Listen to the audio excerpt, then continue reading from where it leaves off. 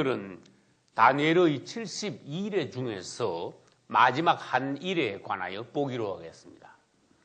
여기 하나님께서 다니엘에게 주신 70일에 관한 기본 도표가 있습니다. 우리가 성경의 종말 계시에 관하여서 연구하기 위해서는 반드시 이 기본 도표를 먼저 그려놓고 그 위에다가 성경 전체에 있는 종말 사건들을 대입하여야 합니다. 할렐루야. 성경 전체에 있는 종말 사건들은 마치 퍼즐의 조각 그림과 같은 것입니다. 우리는 이 다니엘의 70일에 대한 기본 도표 위에 종말 사건들의 퍼즐의 조각 그림들을 짜 맞추어서 모든 사건들을 서로 연관성 있게 연속성 있게 이해함으로써 전체적인 윤곽을 파악할 수 있어야 합니다. 할렐루야. 사건들 간에 서로 어떤 연관성이 있는가 그것을 파악하며 또 여러 사건들이 있을 때 우리는 종말의 사건들의 순서에 대해서도 알아야 합니다. 그러므로 이 도표가 필요하다는 것입니다. 예를 들어서 지중해 인근에서 재생 로마, 즉 열불이 일어난다고 합시다. 여러분들은 그 사건이 이 도표 중 어느 지점에서 일어나는지 짚을 수 있어야 합니다. 그래서 이 도표가 필요하다는 것입니다. 예수 그리스도께서 공중 재림은 어디서 하십니까? 성도의 휴거는 어디에서 일어납니까? 예수 그리스도의 지상 재림은 어디에 있습니까? 두감남나무는 어디서 나타나서 언제까지 하나님의 사역을 감당합니까? 그리고 적그리스도가 42달 일할 권세를 받았다고 계시록 13장에서 말씀하셨는데 그것은 또 어디입니까? 아마겟돈 전쟁은 어느 지점이며 천년왕국은 어디에 있으며 고국과 마국의 전쟁은 어디에 있느냐. 이 도표가 없이는 우리가 사건 하나하나만 가지고 연구해서는 전체적인 연속성과 연관성을 파악할 수 없다는 것입니다. 오늘의 주제는 무엇입니까? 마지막 한 일회입니다. 마지막 한 일회는 이 도표에서 제일 뒤쪽에 있는 한 일회라고 한 이 부분이 마지막 한 일회인 것입니다. 한 일회는 다른 말로 7년을 말합니다. 하나님께서 다니엘을 통하여 주신 70일이라는 것은 70 곱하기 7, 즉 490년을 말합니다.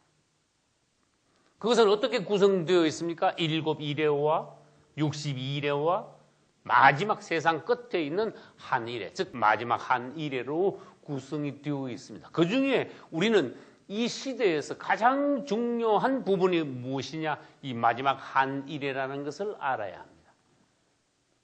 지금부터 마지막 한 일회가 무엇인지에 대해서 가장 상세한 방식으로 보기로 하겠습니다. 마지막 한 일회란 하나님께서 세상 끝에 두신 특별한 7년의 기간입니다. 이 그림에서 보셨듯이 72일의 기간 중 가장 마지막에 있는 부분인 것입니다. 그래서 우리가 오늘 읽은 다니엘서 9장 27절에서는 하나님께서 특별히 이 부분을 정한 종말이라고 말씀하셨습니다.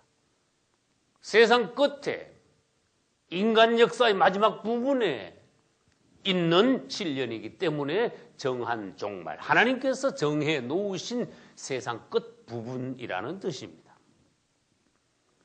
여기서 예수 그리스도께서 어느 부분, 어느 시점에서 지상 재림하시겠습니까? 마지막 한 일회가 끝난 직후에 예수님께서는 지상 재림하십니다.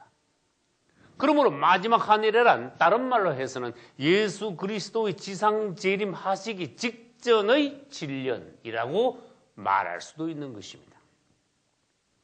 그 다음 이 마지막 한 일회는 유대인들을 구원하시기 위하여 하나님께서 마지막 기회로 정해 놓으신 기간입니다. 주님을 찬양합니다.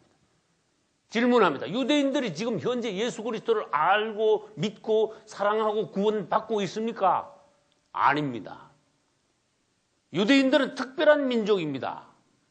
유대인들 하면은 다 알아줍니다.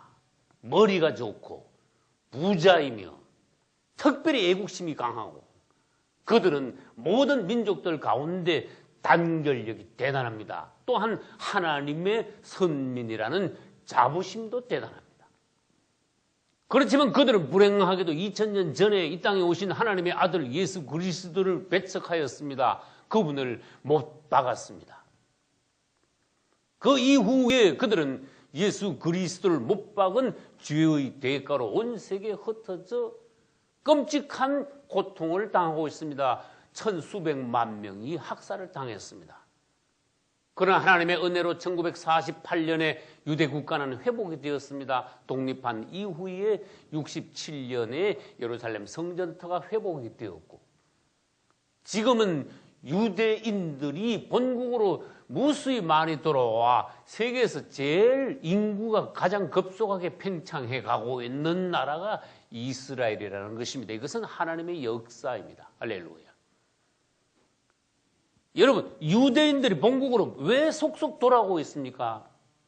하나님께서 그들을 본토로 모아 본토에서 그들을 알곡을 모으듯이 하나로 모은 상태에서 구원하시겠다고 이미 수천 년 전부터 성경을 통하여 예언하시고 약속하셨기 때문입니다. 주님을 찬양합니다.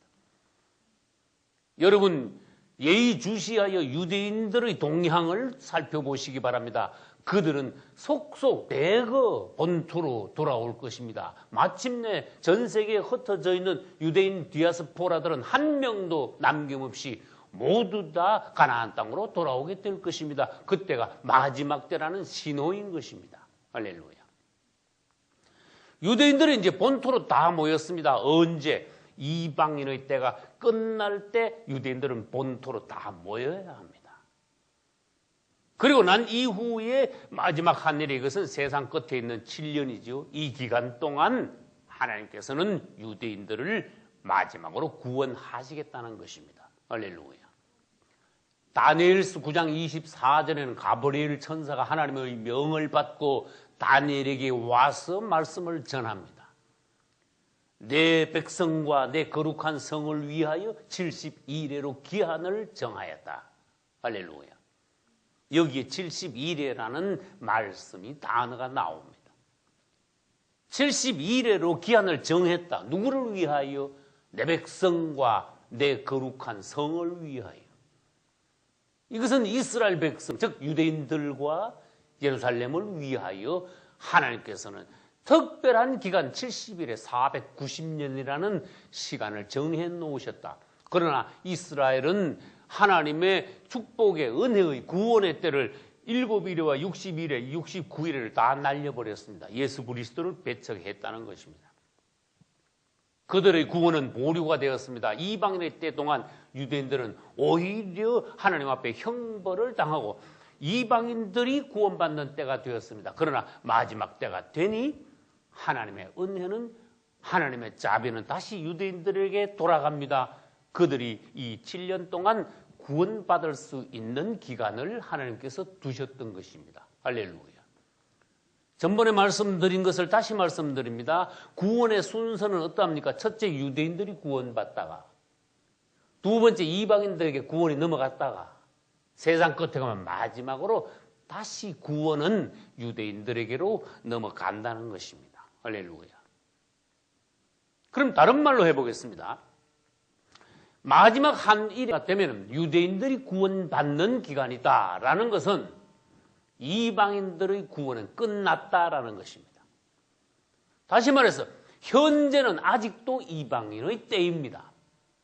아직도 유대인들은 구원받지 못하고 있으며 유대인 외에 전 세계에 있는 이방인들이 현재 구원받고 있는 때입니다. 그것도 이방인의 때 중에 아주 끝부분에 우리는 와 있습니다.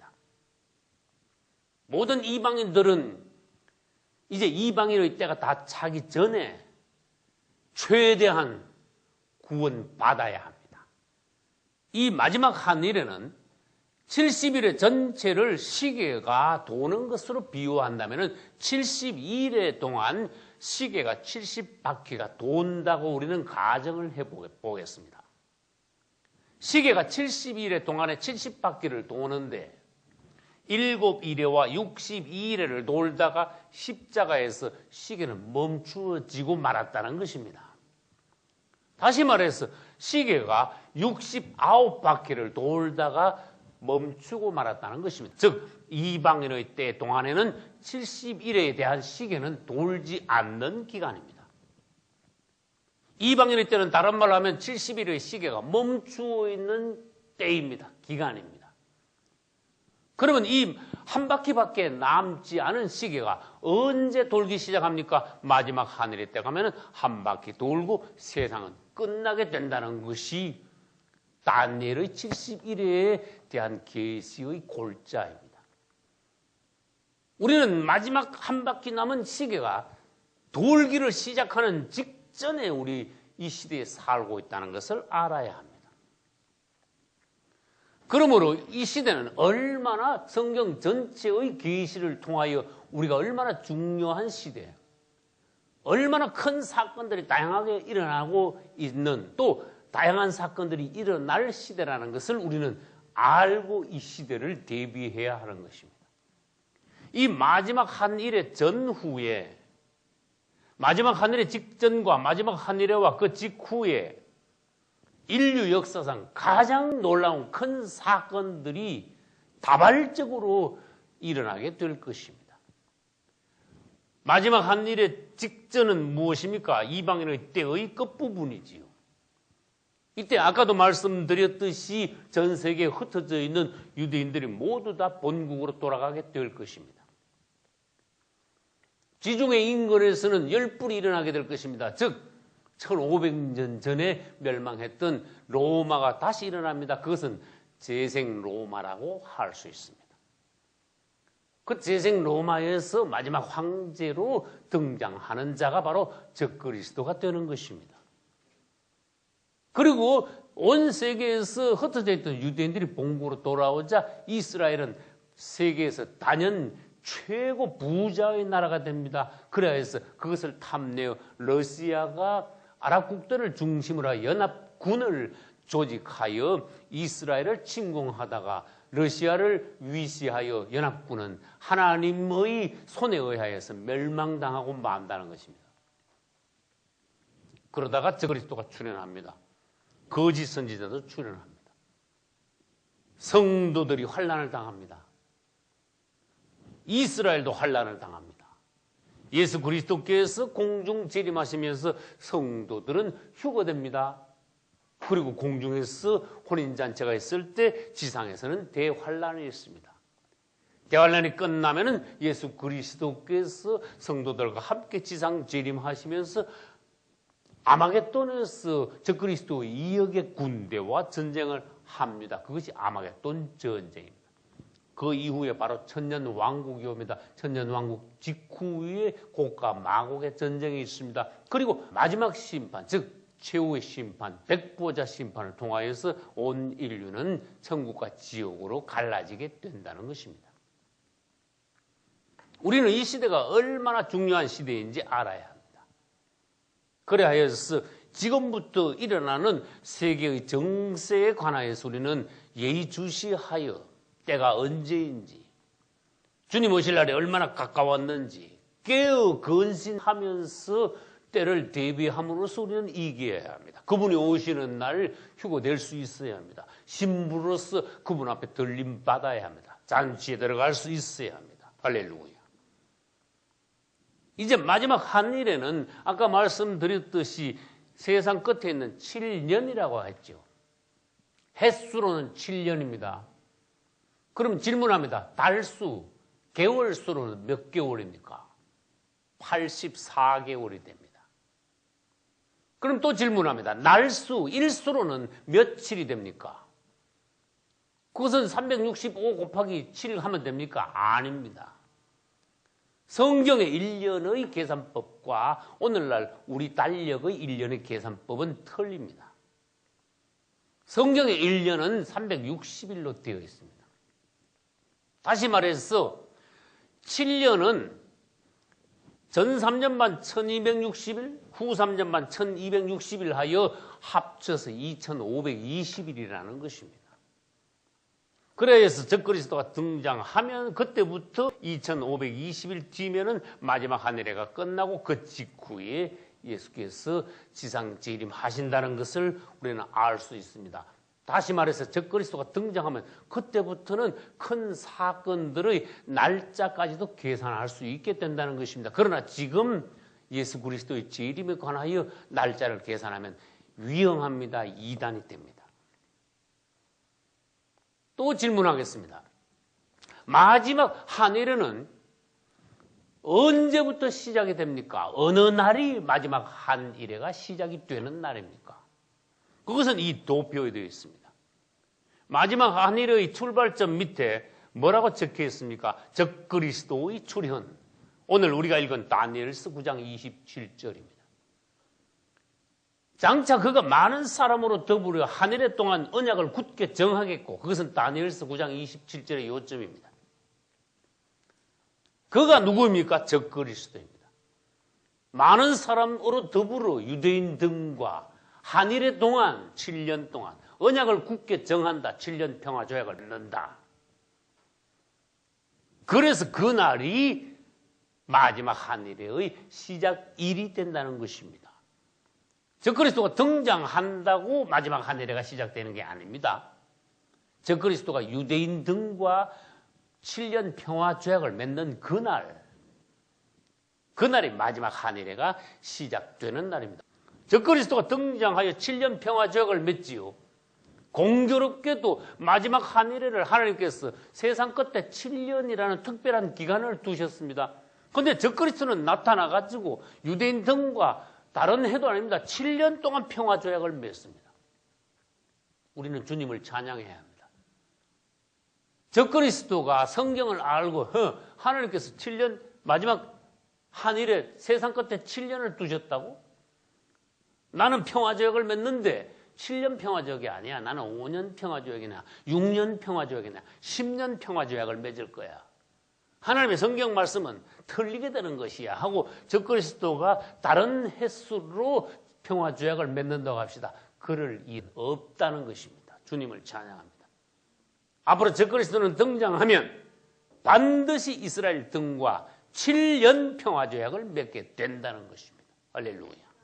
그리고 통상 사람들은 이 종말에 관한 말씀을 연구할 때 마지막 한 일의 이 부분을 7년 대환란이라 이런 용어를 써서 말하고 있습니다. 그러나 여러분들은 앞으로 7년 대환란이라는 용어 쓰시기를 주의하셔야 합니다. 왜냐? 7년 대환란은 없습니다. 대환란은 다시 말해서 7년이 아닙니다.